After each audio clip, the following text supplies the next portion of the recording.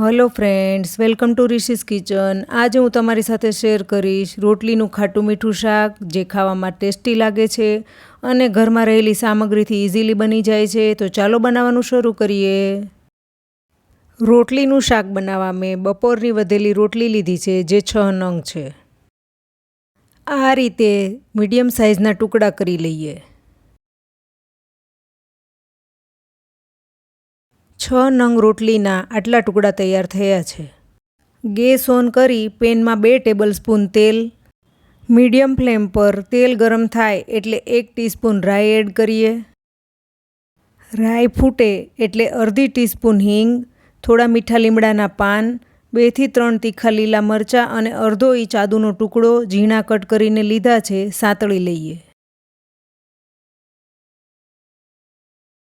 અડધી ટીસ્પૂન હળદર powder, 1 tablespoon ધાણા જીરું પાવડર, 1 ટીસ્પૂન તીખું લાલ મરચું પાવડર।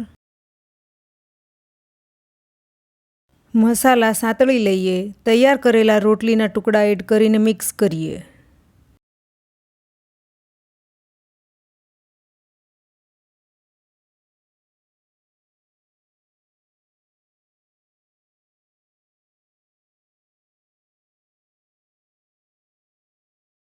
સ્વાદ અનુસાર મીઠું એડ કરી અને મિક્સ કરીએ।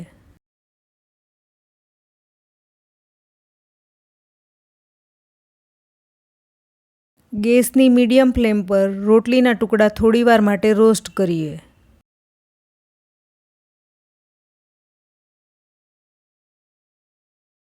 ત્રણ થી 4 મિનિટ પછી 2 કપ ખાટી છાશ એડ કરીશું અને સારી રીતે મિક્સ કરીએ।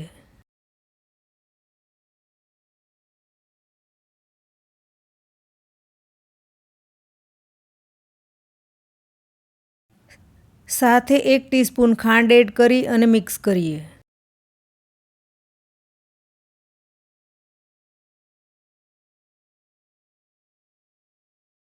કવર કરી અને 5 થી 7 મિનિટ માટે કૂક થવા દઈએ।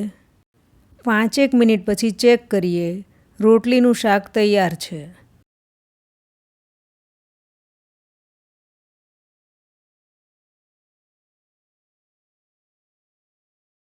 થોડી ફ્રેશ કોથમીર એડ કરી ગેસની ફ્લેમ બંધ કરીશું। રોટલીનું શાક સર્વિંગ માટે તૈયાર છે, સર્વ કરીએ।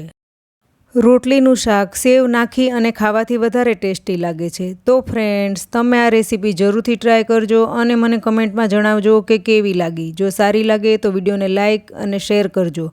રિશીઝ કિચન ચેનલને સબસ્ક્રાઈબ કરજો અને આવી જ નવી રેસીપી જોવા સાઇડ પર આપેલ બેલ આઇકન પ્રેસ કરજો, જેથી આવનાર નવી રેસીપીના નોટિફિકેશન તરત જ મળે। ફરી મળીશું નવી રેસીપી સાથે। Thank you for watching.